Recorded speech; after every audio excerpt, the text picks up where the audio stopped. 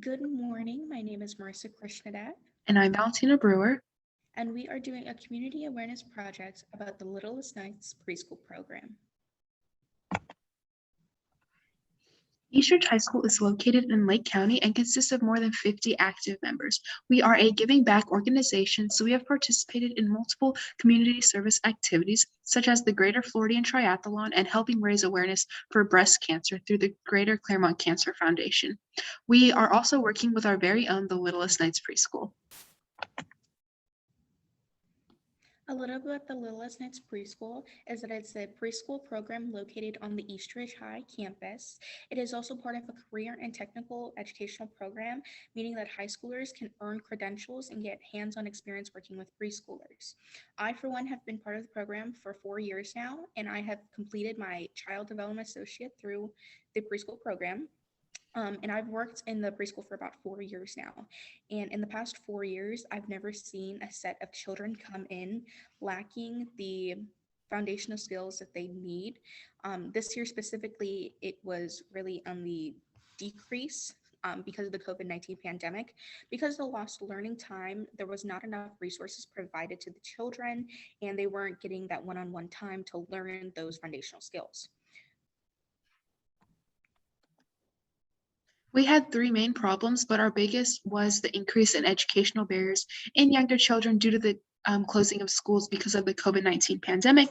During that 9-week quarantine we had, and then a summer break after that, there was a prolonged absence of time where the children's educational skills were decreasing and the lack of resources was not provided. There were resources provided, though, to the high school, middle school, and elementary school, but there were none provided for VPK or preschoolers. The point of our project was to help those children in the certain skill sets that they've lost, especially for learning comprehension.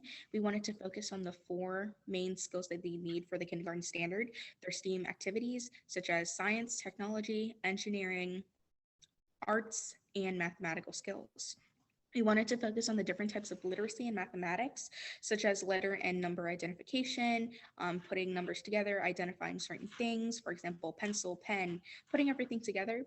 We also wanted to encourage natural curiosity and creativity. Now, we know while these children were home for an extended period amount of time, that they necessarily weren't given the freedom or the chance to explore that natural curiosity in a welcoming environment. We also wanted to provide free resources for families and children. While we put on workshops, for example, working on these skills, we want them to not only practice them at school, but at home. Again, like we said, there was not enough resources provided to the VPK and pre-K children, VPK and pre-K level children, a lot for secondary source education. Which leads us right into our vision statement. The Littlest Knights Preschool provides a safe, developmentally appropriate, nurturing environment that promotes social, emotional, cognitive, and physical growth, as well as a positive self-image and a love of learning. The Littlest Knights is recognized as a leader in the community for providing a strong foundation for future academic success. So the first part of our project management tools was the initiation process. As part of the initiation process, we met with the director of the early childhood program, Ms. Sarah Klosterman. She oversees all 4 of the early childhood educational classes, as well as the preschool program itself. She is in charge of all the lesson plans and getting to know the children and each child's different core subjects, especially their comfort level on them. So as part of our initiation process, we spent a day in the preschool, getting to know the types of lesson plans that they have, getting to know the children, and figuring out each child's comfort level on those core subjects. So for our objectives, we again wanted to focus on these STEAM activities, and we wanted to host workshops that reflected all around it. So our science, technology, engineering, arts, and mathematical skills. We also wanted to prepare fun homework assignments that allows for the cognitive development, not only in school, but at home with the parents. We want the children to practice everything that they're learning in school at home with them and doing that real world connection with that. We also want to impact preschoolers in a positive outlook. We know because of the COVID-19 pandemic that a lot of, when it comes to education, everything is kind of looked at it's kind of looked in a negative outlight more so since everything is online, especially when it comes to high school and elementary kids. And so we wanted to continue to encourage to encourage education in children and have them have that positive outlight and want them to be excited for learning and exciting to learn new things. Which leads us into our second step, the planning and organizing. So this is where we came up with the 4 activities for our workshops. We did a mathematical workshop where we reviewed the numerical numbers, identification for that, the sounds and makes, and counting strategies based on the different skill set of each child. Now, again, every child is on a different comprehension progress. And so when we created these workshops, we knew that it was going to be made specifically for the children for one-on-one progress. For our language arts workshop, we just focused on literacy and dietetic activities. So that would be your reading, your writing, your spelling, your letter identification, putting words together, and just basically having an overall focus on literacy. In our science workshop, we taught the children how to explore and find answers to questions by performing experiments so that they can ask questions and we can really pick at their brain. And for our technology and engineering workshops, we focused on expanding creative thinking and problem solving when we set up center activities and really got their creative thinking going. The timeline of this project took us about 3 months. In the first month, all of the lesson plans were created for each subject when we went and sat down with our advisor and talked about the different skill sets each child was at. In November, we did about 2 weeks of the language arts and math workshops. And in December, we finished it up with 2 weeks of technology and engineering and then about 2 weeks of a science workshop. Now, for our organizational chart, we knew that this was going to be a very, very big project. So we knew we would have to recruit as much members as we could, and we'd have to break it down into 4 committees, specifically on each different core subject. Now, with Valentina and I being the project leaders, we wanted to have a few of our chapter members as lead for each committee. So for example, we have a chapter member lead for the math committee, and then we had subcommittees underneath that where we had volunteers come up with lesson plans, different activities specifically for math, anything that had to do with it that's fun and exciting and keeps the children engaged. All of our members were in charge of that for their specific committee, and there would be no way without all of our chapter members that we would be able to efficiently help these children. And our third step is the execution. So this is where we had our 4 main activities. In the first picture all the way on the left was our science workshop, and right next to it is our math workshop, and then we have our technology and engineering, and then our language arts workshops with the kids. So in our first workshop, we focused for about 2 weeks on language arts.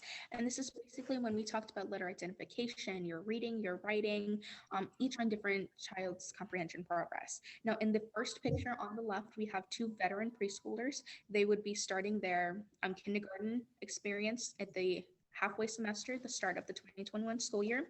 And so what we focused them with was just helping them to write their names. We of course practiced letter identification, but we mainly focused on putting letters together to make small words like cow, pig, something along those lines. Now in this picture in the middle, this is one of our starting preschoolers who started maybe in September. He had no idea about letters, the order they make, the sound that they are in, things like that. So this is basically when we focused on that and mainly helped with his fine and gross motor skills, especially muscle memory in his hand. Now, after each one of our workshops and each one of our activities, all the children would come together at the end for reading time and story time.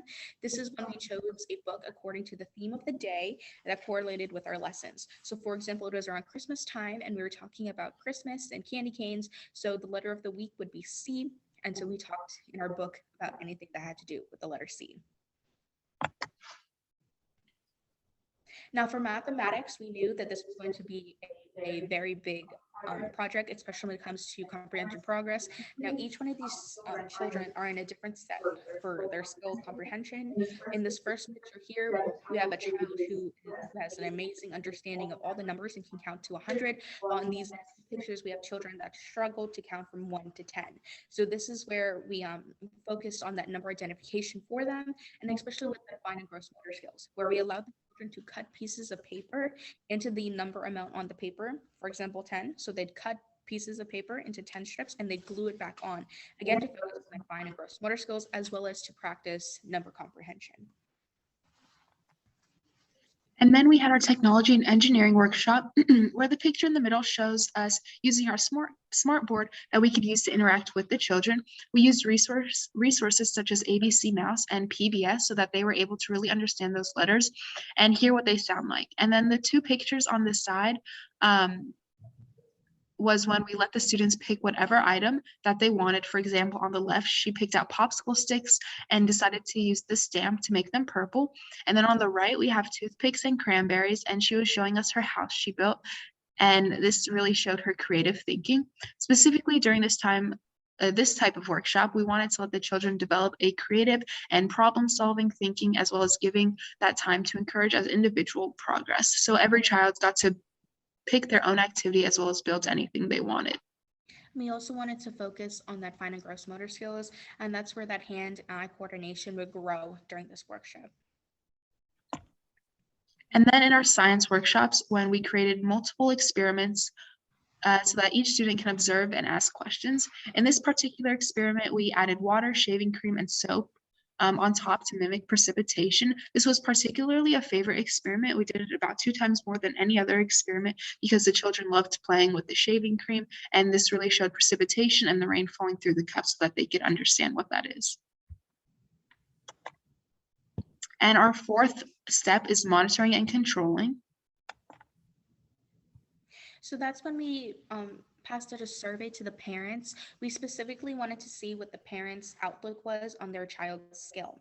So for example, we talked about literacy and mathematics. So for literacy, before, about 30% of the parents were not confident or somewhat confident in their child's literacy skills, versus after the workshops, more than 60% of the parents were comfortable or confident in their child's skills. And in the second part of our survey, we asked the parents how confident their children felt in mathematical skills. In our before survey, where we didn't perform any of the workshops, less than 50% of the children were actually confident in their math skills. But after we did all of the workshops and worked with the children, more than 50% of them were confident in their math skills. And to conclude this project, it really opened our eyes to the educational barriers children faced due to the pandemic and being quarantined and just the lack of resources thereof.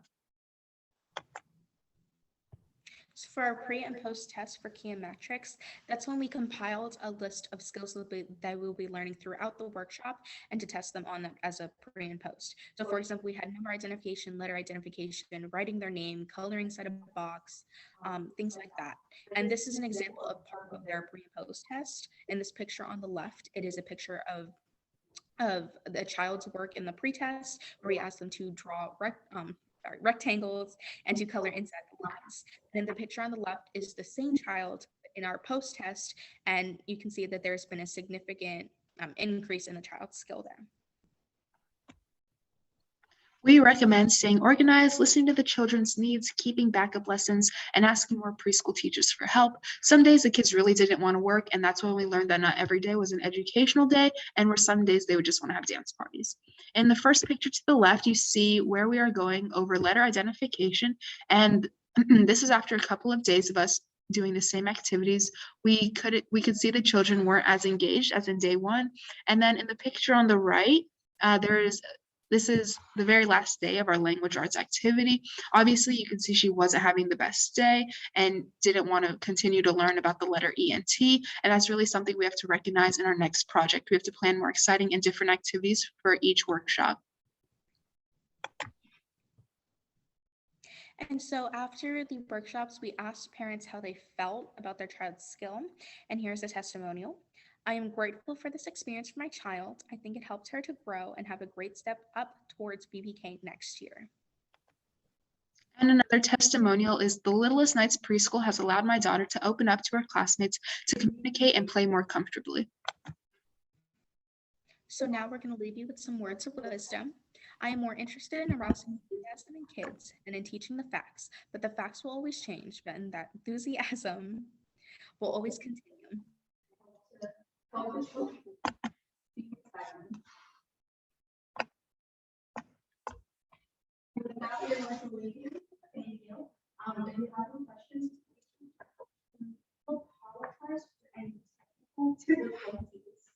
please do reach out to us at claustrom@lake.k12.fl.us. Thank you.